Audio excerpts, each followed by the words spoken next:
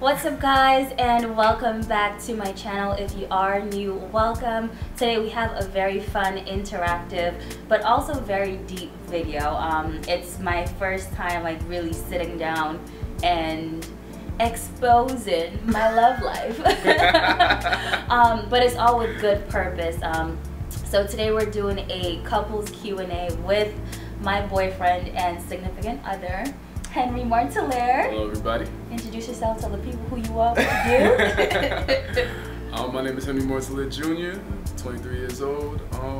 Just celebrated his birthday. If you haven't seen that surprise birthday yet, click the cards, one or the other. I don't know where it is, but it's somewhere. Yeah, just turned 23. Working in Bloomberg. Can't complain about life right there. Awesome. We have a lot of questions, so I do not want to make this video long and drawn out. We're gonna jump right in. But before I do want to let you guys know this video is not to brag about our relationship. Our relationship, like any other relationship out there, is not perfect.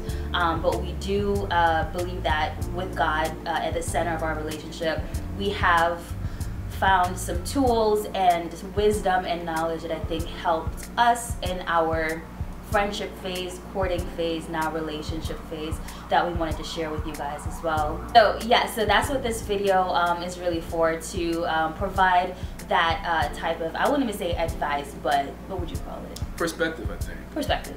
Yeah. That's a good word. So perspective.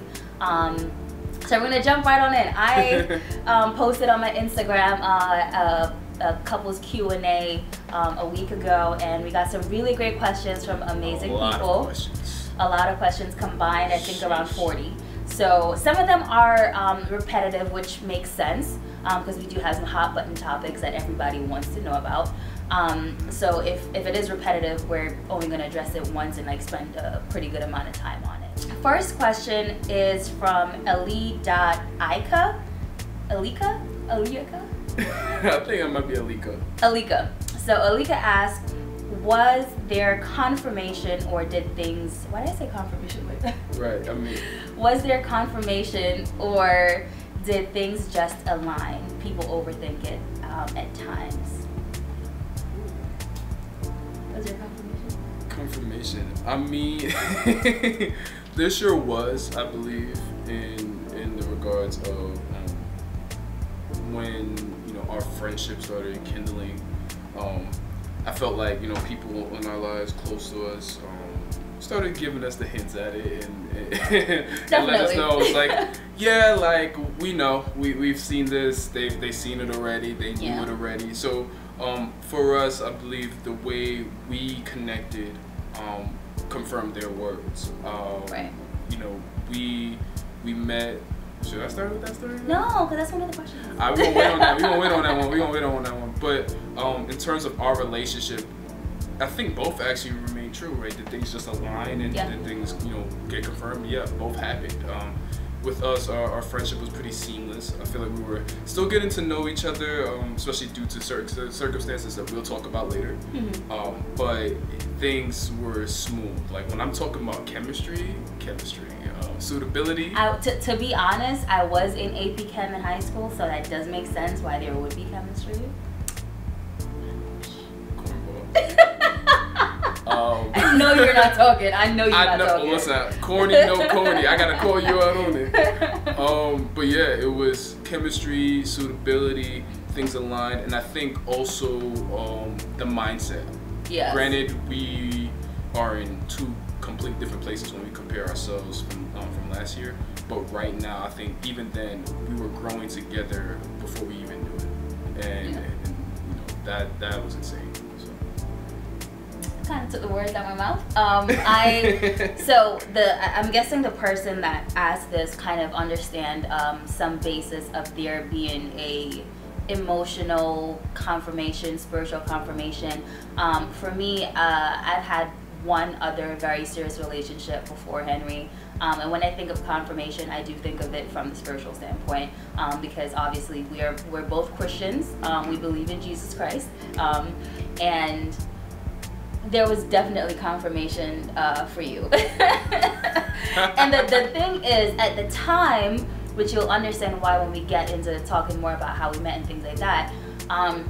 At the time, I was kind of blocking myself from seeing the confirmation because everything aligned, like you said, so seamlessly, where in my mind, I'm like, there's no way. Like everything from like physical looks, obviously, spiritually. At the time, I didn't know much about him, but like just from the outside, there was definitely confirmation. And then when we got to building our friendship, there was even more confirmation on a spiritual level, an emotional level. I mean, there was also prophetic confirmations too. I'm not sure if you guys know what that means, but we did have pastors and ministers and prophets and prophetess confirming our relationship, confirming our marriage, which are not married yet. But we had a lot of confirmation, and I'm just like, person after person, like person after person. Literally. Yeah. I got a lot of how did you guys meet? So okay, that's good. Kiki asked, how did you guys meet and how do you keep God at the center of your relationship? Also had 2 other people ask me, or 3 actually, how did we meet / how did we find each other? So we can dive into that. Yeah. So very, very, if God was writing like a fairy tale Christian notebook, I swear he just put our name on it because it's so cliche, and every time I say it to someone, they're like, no way, and I'm like, yeah. So we met in church. I don't know why it's funny, but it's just kind of funny. So I lived in Brooklyn at the time. I no longer live in Brooklyn, but at the time I was searching for a church home, and one of my great friends and mentor, big sister Shanice, was having one of her women meetups. So I met up with her, and that meetup went great. We had a second meetup, and the location for that meetup was the church that we currently go to, which is Christ Community Church of Harlem. And in that meetup, I heard God specifically. Like, if I haven't heard God clear as day, that was like the day I heard it clear as day. After I had a spiritual encounter and just an unraveling of everything I was going through. Because at the time I wasn't in church, but I was searching for a church. When we got to that church, meetup went great. Asha prayed over me. Asha, also my big sister, prophetess and mentor. She prayed over me, and after she prayed over me, I heard God say in my spirit, you have to stay here. So that was a Wednesday night, and that was in, I think it was cold. It was cold. Oh, so this is wintertime. I think it was around wintertime. It was definitely around wintertime. And since that Wednesday, I started going to that church Sunday. Never stopped going since. But in the meantime, I'm there just coming back from, college. I thought I knew everything about Christianity, fell into some spirituality stuff, needed to get delivered from it. So I was wholeheartedly in the church for that reason, because God planted me there. Didn't see him, because at the time he wasn't there. I'm finishing up my senior year at Wesleyan University. Everything is seemingly switching up for me. You're about to graduate, you're still looking for a job, or you kind of have a job. Just figuring out the next steps. I knew, it's funny how in the church, but out of the church I was during college at the end of my college career. Say that again. Somebody. That's hit somebody. I felt that for somebody. In the church, but out the church. And so what I mean by that is that I came back home, and I always went to church. Christ Community Church of Harlem was my home. Pretty much born and raised there. Been there since day one. And so, for me, I always go back, and it's because it's home and it drew near to me. But when I was at college, I never really attended church. It was hard, and so I was so separated from it. I still have my Bible and I still believe, but at the same time, I'm still kind of doing my own thing. So to get where we meet, it ends up that practically half the church really is reordained or ordained in some form.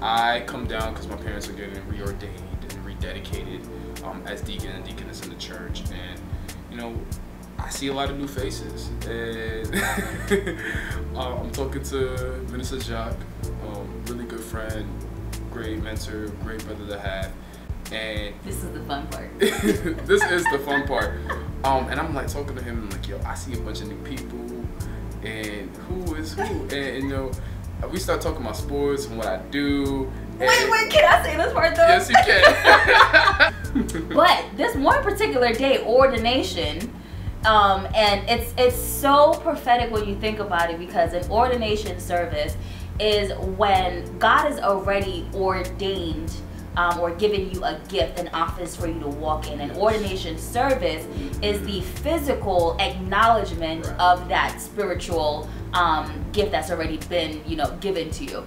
So it's very funny that we would like meet on the ordination service, right? Because the ordination is the spiritual works being confirmed in the natural.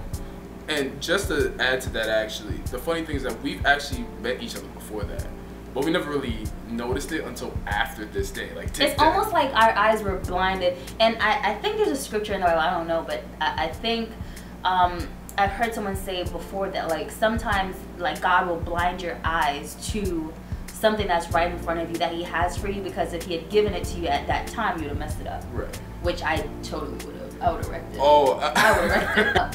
Sorry, go ahead.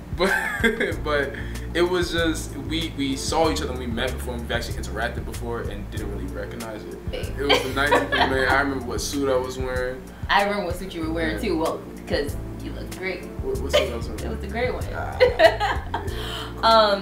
So like I was saying, ordination service, it's God's double entendre, because obviously people are being ordained for spiritual offices, but I believe that God was intentionally opening our eyes to each other on that service, at that service as well, because it was the spiritual, it was the natural manifestation, celebration, a natural acknowledgement of something that has already been said, in the heavens, because in Jeremiah 1:5, God said, is it 1:5 or 1:2? No, it's 1:5. Jeremiah 1:5, God said, before I formed you in your mother's womb, I knew you.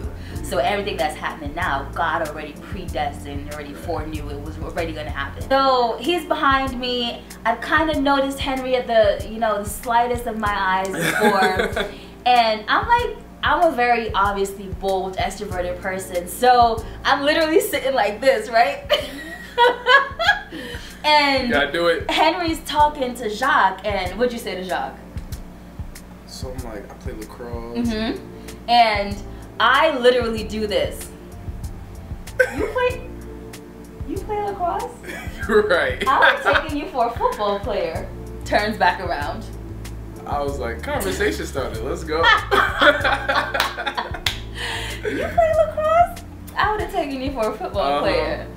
And we had like a little 1-2 conversation, like 1-2 sentence there. But that was like really when we met, meaning like we actually saw each other, because we'd had glimpses of each other, but that was the time that we actually saw each other. And I gave him a little. Yeah, she did. I was like, I thought you were a football player, but okay, never mind. I turned back around. There was a connection on site. Like it's different. We talked about it a lot. Yeah. We didn't recognize what it would be in that moment, but I think that was the moment my spirit knew. It was like, this is different from every other encounter. This is different from every other encounter. Hold on to that, because one of the questions are very similar, very, very similar to like, how did you know, how was it different? Right. So before you get into all of that, because there's a question very, very similar to that, Annalise asked me, how did you know he was the one? Dun dun dun. I feel like that is such a huge question. The one as in like partner, significant other, like can I see myself marrying him?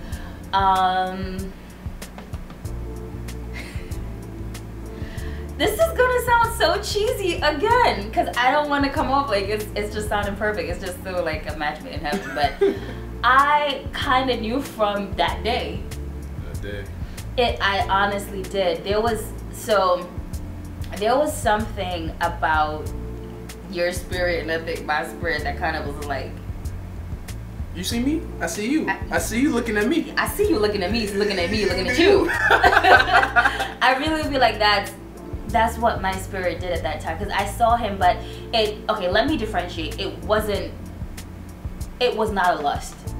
It was not Uhifan, which he is, but that was nowhere in my mind when I saw him and I knew he was the one. It was, I saw his character, I saw the integrity on you. Like I saw more characteristics than physical traits, and there were things where I'm like, that's something I want. I've wanted, and I was like, okay. But I think knowing someone is the one is a constant and daily knowing. Yeah. Like you daily find things where like, wow, this is why you're the one. Or, you know, for us millennials, wow, this is why you're they. That's basically it. Because every day you show me more and more why you're the one, and it's nothing to do with the physical. It's everything to do with your character, your integrity, who you are, and you know, the love that you give. That's how I know, and I'm confident that you're the one. I'm gonna flip that to you now before I start blushing. To make a long story short, I gotta go with that day too. And that's the thing, I didn't forget it. It was something that stuck out to me. I saw her in my spirit knew, right? And as over time went on, with us developing our friendship, you know, she shows me in ways where I just things I've never experienced in a friendship or a relationship before with her.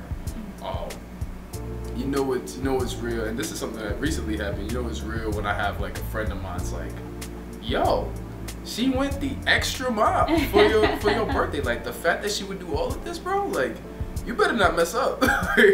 And that's my guy friends telling me about her, right?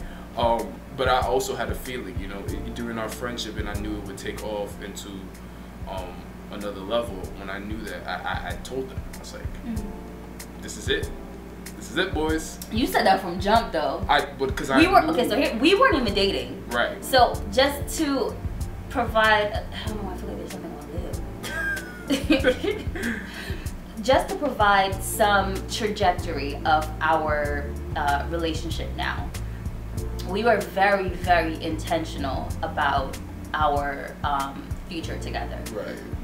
Because we've both been in relationships where they were unfruitful and they weren't pointing us to Christ, and it wasn't building us spiritually, and we both had that desire to be built spiritually.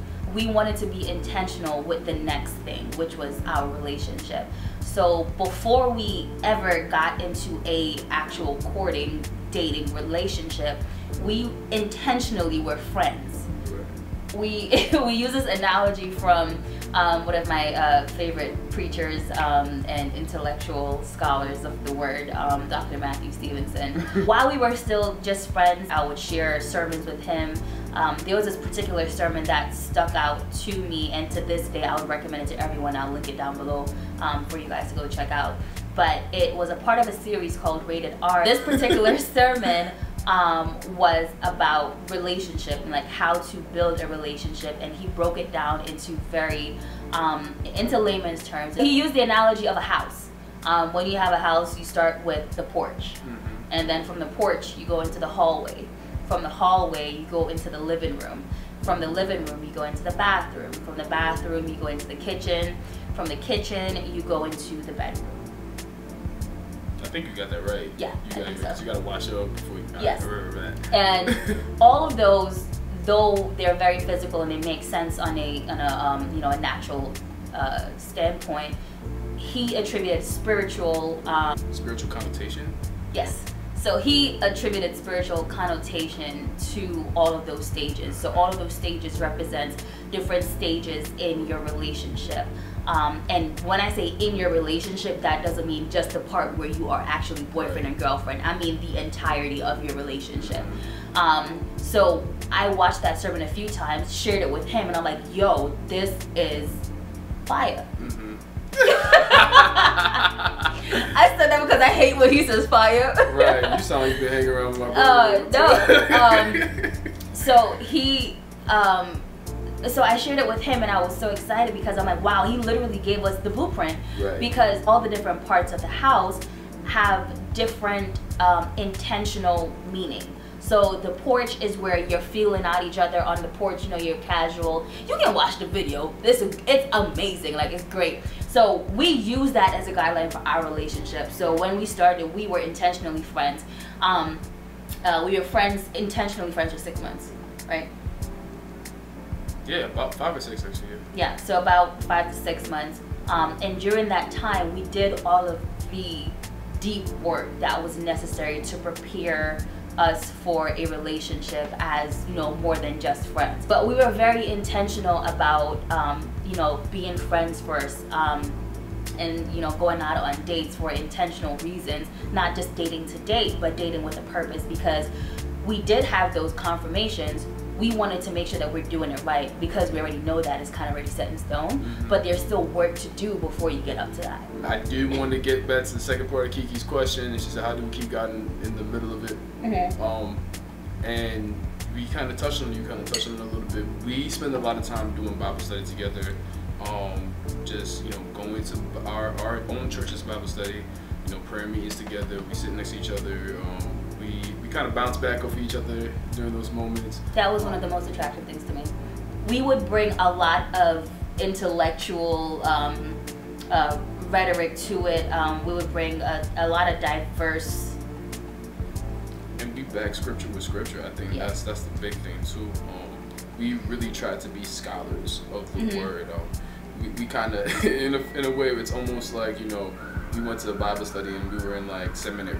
It was really such a flowing between us two. And, you know, so it got to the point where even in our friendship, you know, they know it's like A and, you know, A and B here, like where you want to put it, like there's no, you know, wherever she goes, I'm there, wherever I'm at, she's going, like that's just it. We tag team. And we developed that friendship, even going to other churches, even just doing other events. You know, we do ministry together, and so I think that was a very important part of our friendship at the time, and even our relationship still. So that's how we kept God in the sense of understanding that, you know, our relationship, it represented bigger than just us. Oh yeah. Right. Oh yeah. There's such a responsibility on us. Not only as just individuals, not only as a couple, but as leaders as well.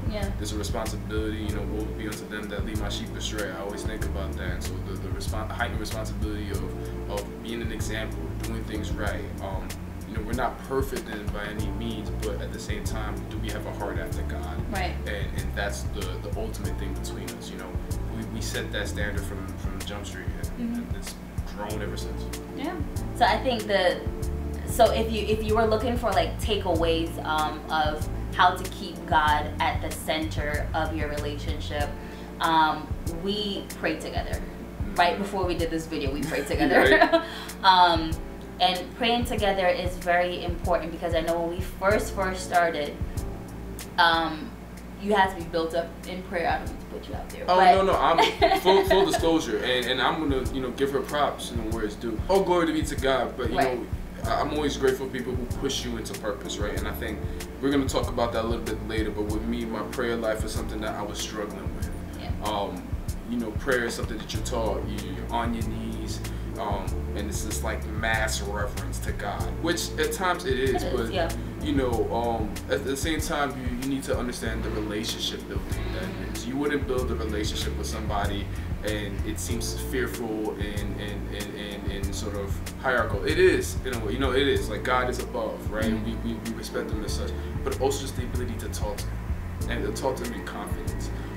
You know, he equipped you, right? That I can go boldly before the throne. That's what Paul has said in Ephesians. You can go before the throne. So be confident when you go. He equipped you. He made you, you know, so for his glory, for his use. And so for my prayer life, that's what something I needed. She really, like, she propelled me in a way. I was literally ministering those scriptures to him. I'm like, I remember one time we were taking the J train when I lived in Brooklyn, and I forgot what you had said, but it was like, you know, there's a little bit of hesitance to, not hesitant, but resistance to pray, like to flow when you pray. And one thing I do as a person, I'm inquisitive by nature, but I also always try to figure out the why behind we do the things that we do. She does. I'm letting you know that. She does. So when he mentioned that to me, I'm like, okay, so why do you find it hard to pray? And then we had a really good conversations, and you know, I would say to him like, just literally talk to God like he is I was like told him like he your homie. And I remember you were like, well, you're supposed to reverence. I'm like, yeah, reverence, but still he's your homie. Like, go before him. Like, if you frustrated, say you're frustrated. If you mad, like, yo, God, I'm mad right now. Like. and the thing about it, we take it as, you know, we take it as like prayer as is like such a I don't want to say routine thing, but such a task. It really is just like, it's just conversation. Right, it's just conversation. So I've realized, like, you know, it's been a year, you know, practically a year since we've talked like met, and or more than a year now, and it's the change has been like astronomical. Like, I was afraid to pray in front of people sometimes. I would stumble, and now it's just, you know, let's say I'm doing Sunday school and I gotta open up a prayer it is. And it is just a thing where it was always in me. It was just something that wasn't nurtured, right? It was never in the right capacity. Because even a year before, I had moments where you pray, you just like, yo, you pray and you flow. Yeah. So what's the issue sometimes? It's just like lack of focus. But now it's a thing where like, okay, I don't care about what I sound like. I don't care about who's around me. I don't care what people think about my prayer. This is between me and God, right? And anything that is for God's will is between me and God. I don't have to be concerned what other people think. And so she really pushed me in that regard. I think that is incredible. Like, really and truly, you know, when you have somebody that can really support you in that way and really wants to build you up in that way. You know, I always try to make sure that I'm also feeding into her as well. Because I remember when we had a particular prayer meeting, and the Holy Spirit was kicking in my belly, and I was just praying, and then afterwards you texted me when I got home and you were like, hearing you tonight was like inspirational. And I've never heard that before. I'm like, what do you mean inspirational? It's like, you know, that's sensational. Like I couldn't resist. I'm sorry. You know, I've always wanted a praying man. I mean, all of our church sisters, we do. Like, we want that man who is fine, you know, but he can pray. And that was one of my desires to God in a spouse. That was one of the highest desires for me to God when it came to someone that I am to be in a relationship with, because I need someone to cover me, to shamar me, to pray over me, and that means that I need someone who is equipped in prayer to pray over me. And at first he was a little bit timid, but I'm like, you can pray. Oh, he is blowing now.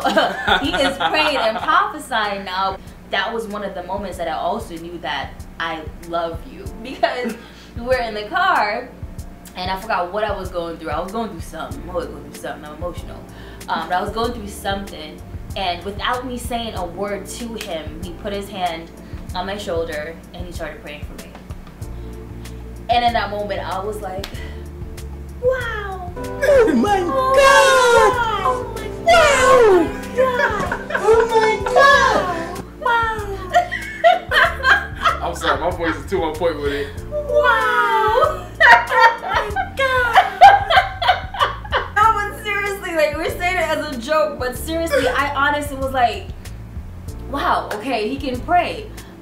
So, you know, that's how we keep God at the center of our relationship. We still go to Bible study, we still go to prayer meeting, even if it's just us and the pastor. Right. We pray together, we fasted together as well.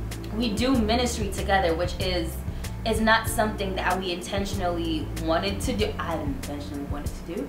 I just want to sit in the back of the church, read my word, and that be it. Lies. But God had different plans. No, seriously, I'll be comfortable just doing that. I'm okay with that. You know, so I think I wanted the ministry partner, and I think, and I'm thinking about it now because when I've been at Christ Community Church all my life. She's like the person that's like in my age group that's closest to my age, right? Like, I'm 23, she's 24, turning 25. Quarter century. What? Quarter? I said quarter century. Quarter?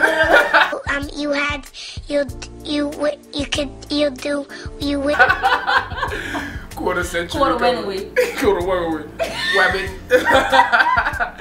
Quarter century coming up, and you know, we were just.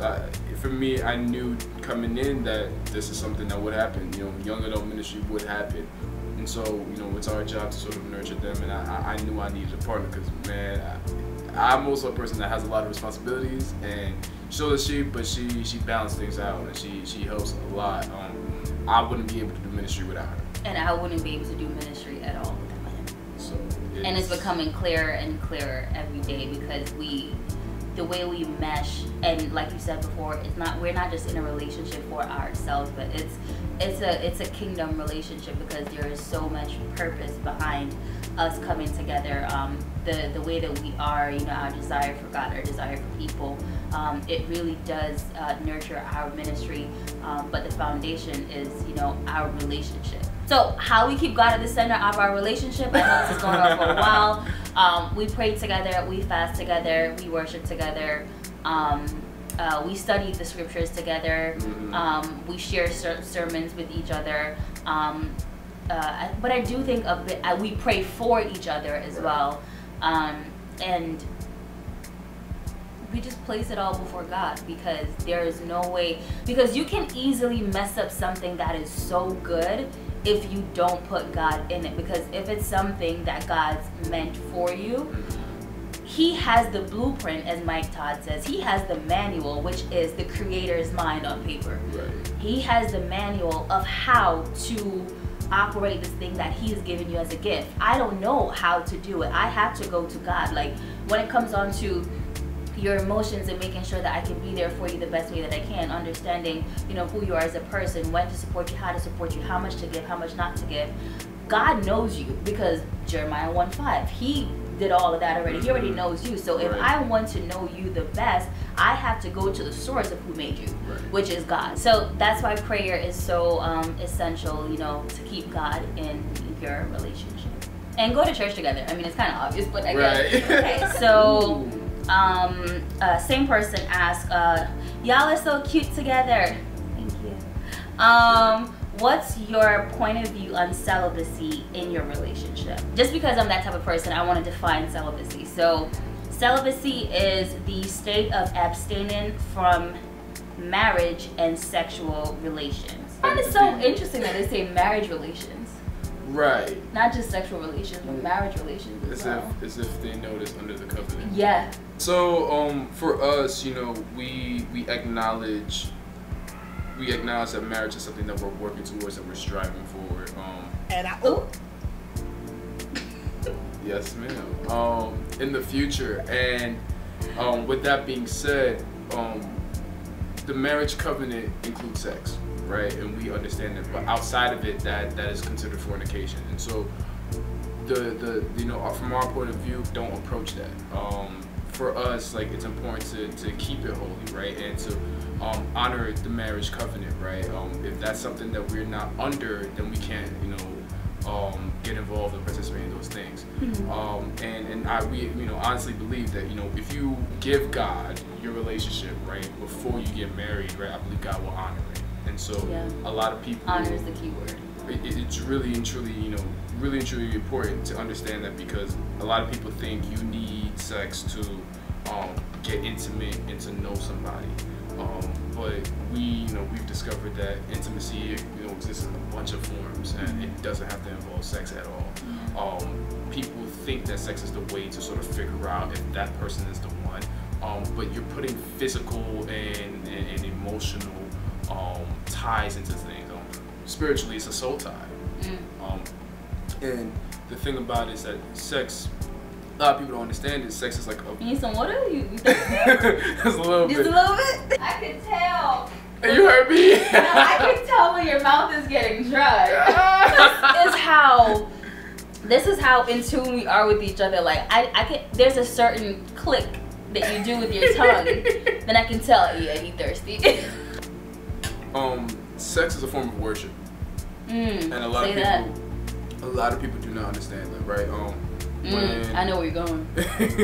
When the reason why I say that is because, you know, when you know, God created us, God created Adam and Eve, right? When they were in the Garden of Eden, they were given the instruction to be fruitful and multiply, right? And that was to glorify, right? That was to glorify God and His creation, and to also be obedient to His instruction, right? This was going to this is all part of God's will, right?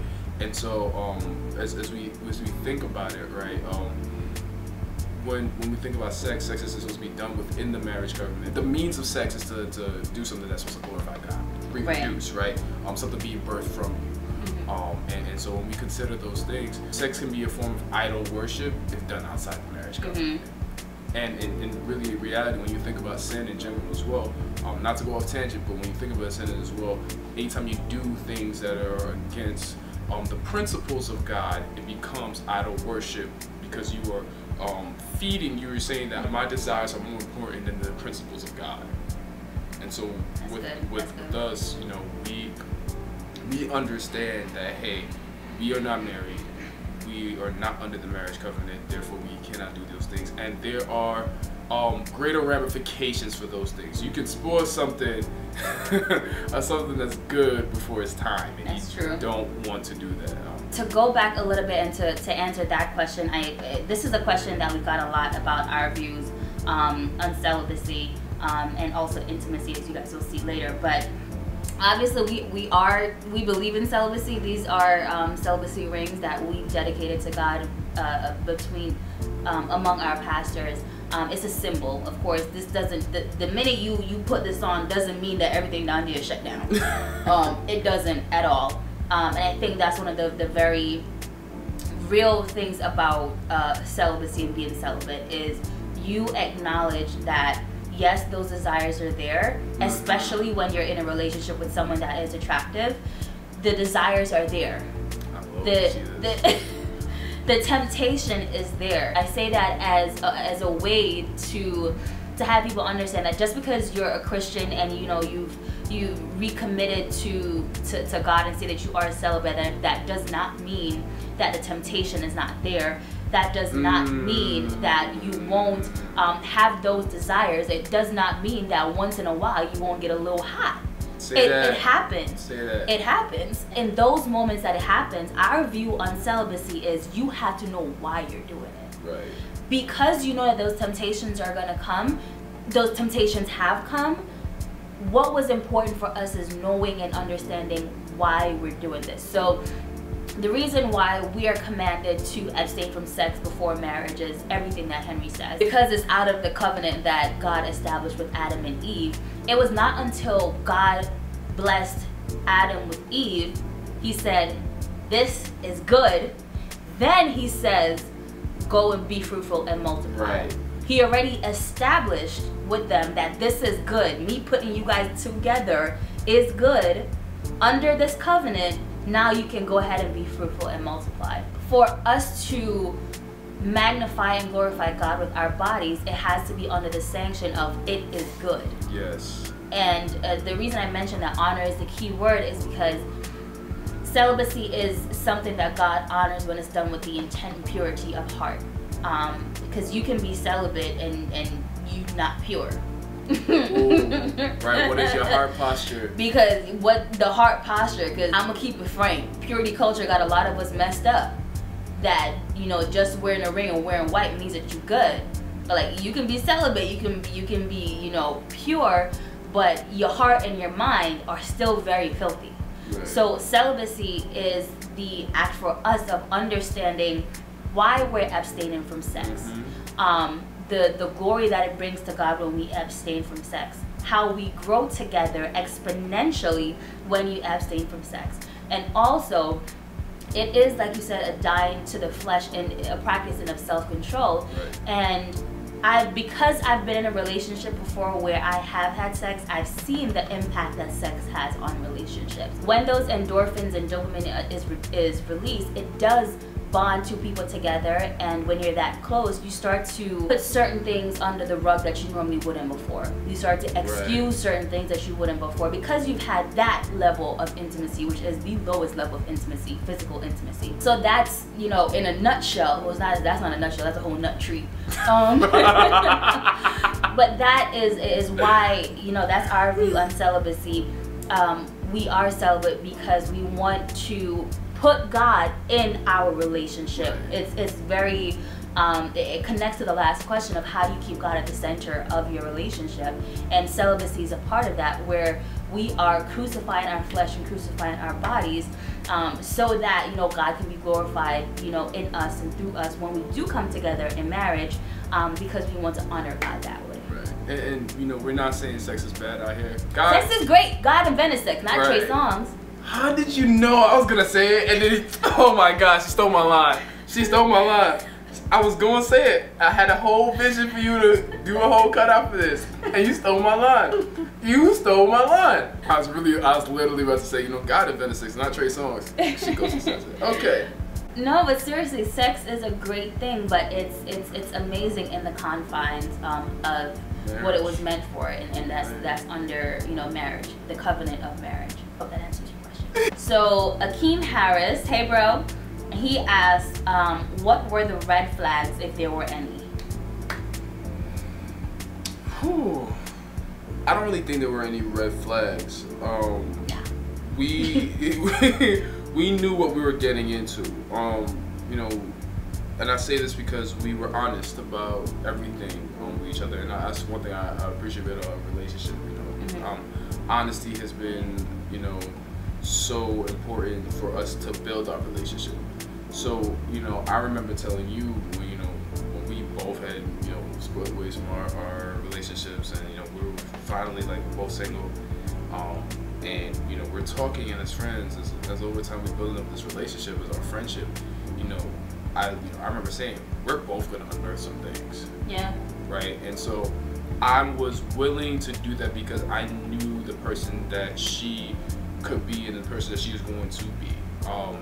You know, when you see it in action, right, you don't see, I didn't see a finished product, of sort of developing thing, right, and she's continually evolving.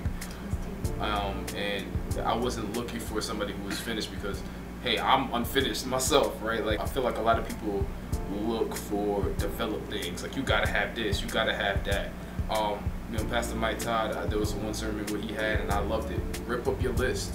Like, literally, stop having these expectations. I know people carry from relationship to relationship expectations, and like this and with her, and I tell her this all the time, I had none, right? I didn't come in expecting you to do this. I didn't come in expecting you to do that. I didn't have any expectations to you to behave a certain way. Right. Like, I didn't have that. And the reason why I didn't have this is that would be unfair. I'd be putting pressure on you for no reason. That would ruin something that was supposed to develop in our own way. I couldn't expect the same from a past relationship, any past relationship with you. That wouldn't, you know, put you in the right space and grow and learn with me. I didn't see any red flags either. I think for a lot of women there's a stigma around age difference, and at first I thought it would be, I don't really think so. I took on the preconceived notions of the world. It wasn't even mine. I didn't really have an issue with there being an age difference, but because I know that it is such a common thing in society, that I kind of took that on. It was not mine, but I took it on. I think that was the only kind of red flag, but it wasn't really a red flag because it didn't matter to me, because the minute I had a conversation with him, I totally forgot about his age. But there weren't any red flags, and I think it's because, and not to be cheesy or cliche, he's a genuinely nice person. Like, he's a genuinely good person. So there weren't any red flags.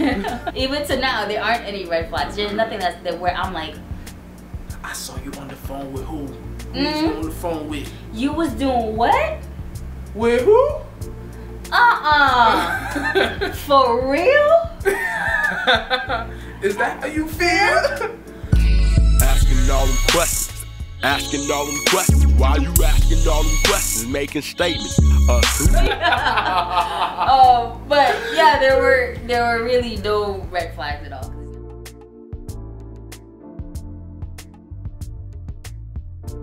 When's Henry gonna propose? And you can answer that. The plan. Wait, I know he's gonna give a year. Thank you so much for watching this video. Every view counts. If you haven't as yet, please go ahead and hit that subscribe button as well as the bell notification button so you know when I post another video. I really appreciate your support and hope to see you in the next video. Bye.